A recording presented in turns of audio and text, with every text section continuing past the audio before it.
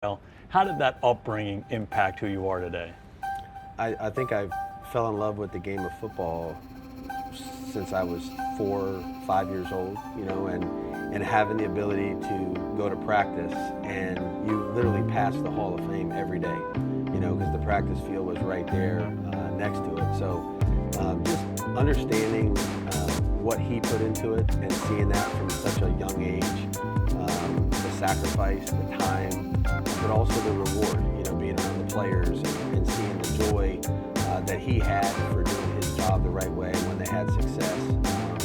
It was easy to fall in love with that at a young age. Do you ever find yourself on the practice field saying something that if you traced it back, you'd say that comes directly from my dad? Absolutely. I think most of the things that I do in terms of my personality and the way that I communicate are from him, and that was a blessing that I was able to be around him on the practice field in high school football.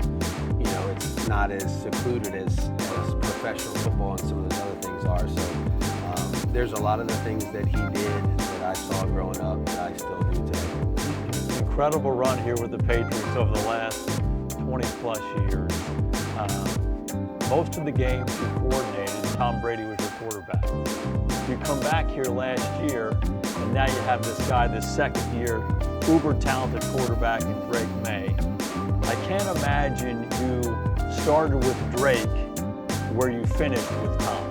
Yeah, no, we didn't. And I think a big part of this evolution for him has been just understanding where he was at when we got here and starting at his place, and trying to build from there. And I think there's so much more growth to go, but he's really allowed us to kind of, this pace has quickened as we've gone on because of his ability to think and process and then do a lot of things well on the field. And we're certainly not running the exact same things, but the system in general is the same, and really he deserves all the credit for that. But getting to know him from the beginning and then starting where he could really process and start to play his own style of football was really important for us. How are he and Tom similar, and how are they different? I think they both love football. There's no question about it. Winning's important to them, and I don't know that I've been around two guys that are better human beings. Treat everybody the same in the building. Their teammates love them. They want to play for them. And those things are all very, very similar. Drake's different physically. Than Tom was. Tom knew that he had to win with his mind, his preparation, his accuracy. All of those things were really his greatest traits. And Drake has this physical gift, and can do things with his legs and throw the ball and access places on the field that are really unique. So, it's been fun for us to get to know a different style of quarterback and then try to adapt to it. Okay, so when you take over as the coordinator in 2005, Brady had already won 3 Super Bowls. Drake Maye, you take over, he's in his second year coming off of a 4-win season. How did you have to be different in dealing with these guys? In 2005, it was more of me acclimating to what Tom was already successful doing. And I had a good teacher in Charlie Weiss, and, just really, how do I fit into this equation? Because Tom obviously was already successful, and we just needed to try to keep that going and try to build from there. With Drake, it was really about patience, and learning him and what he needed from us, and our staff, and going at his pace. It doesn't matter what I know. If he doesn't do it well or doesn't understand it, it's really not going to work. So I think the relationship part of it, understanding what he really responded to the best, was the most important thing. And we've gone at his pace every step of the way, and he's decided when it's time to go to the next one. Yeah, so you're going along and you think he's going to be able to handle this, and you look up and you say, we're winning a lot of games. This guy's completing 72% of his passes. Do you put the accelerator down a little bit more? I think there's been times during the season where we had to, and there's been moments during the course of the year where you just recognize he was ready, and I remember the first Buffalo game and the second half, and we're behind and on the road, and it's like, well, let's put this game in his hands and see what he can do, and he responded, and he's done that many times. yeah, in many ways, he's decided when it's time to do that, and I think you just got to let him have it. You know, when the ball is in his hands, a lot of good things happen. And, we're hoping we have one more of those here on Sunday. Yeah, an incredible season. You get to the playoffs, and hasn't been quite as sharp. 6 fumbles in the first couple playoff games. You know, people use this expression, just let it rip. Well, you and I both know, you go to Denver and you turn the ball over 3 times, that's going to be a hard game to win.